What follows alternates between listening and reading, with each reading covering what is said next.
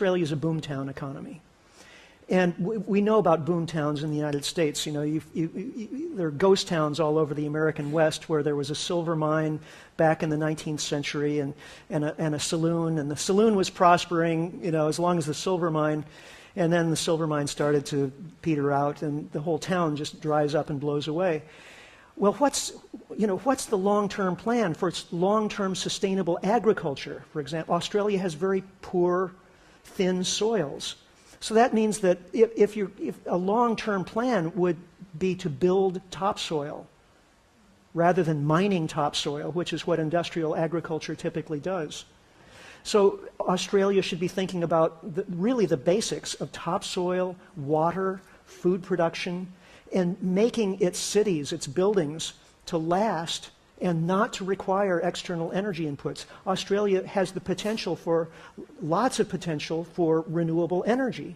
So developing that rather than continuing to mine the fossil energy sources that are the energies of the 20th century. Should Australia allow foreign ownership of its agricultural and arable land? Well, one has to think that that's a very bad idea. I see a few people wanting to clap, but please make your way to the microphone. Two questions. Leaving aside the climate considerations, a lot of serious commentators are talking about very recent finds with natural gas and fracking technology and some sort of oil finds that you alluded to. And there's talk of America becoming energy independent within a decade. Does that change at least one of the sort of points of consideration that you raised? Second question is, in light of your comments and the CSIR report you mentioned, the skeptics of your sort of viewpoint seem to use the sort of Club of Rome and the limits of growth, and there's a person's name that comes to mind, someone, as almost a weapon against this viewpoint, Paul, as if that's been totally discredited, and yet that would stand in complete contradiction to what you're putting Okay, I'm going to have to answer this very quickly because we're running out of time.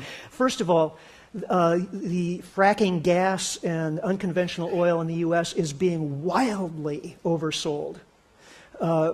We already have a study on our website, postcarbon.org, free PDF download. You can look at it, 75-page study by one of North America's principal geologists, showing that, in fact, what's happening is that the natural gas prices have been driven down by a fury of drilling that happened in 2006, 2007, 2008.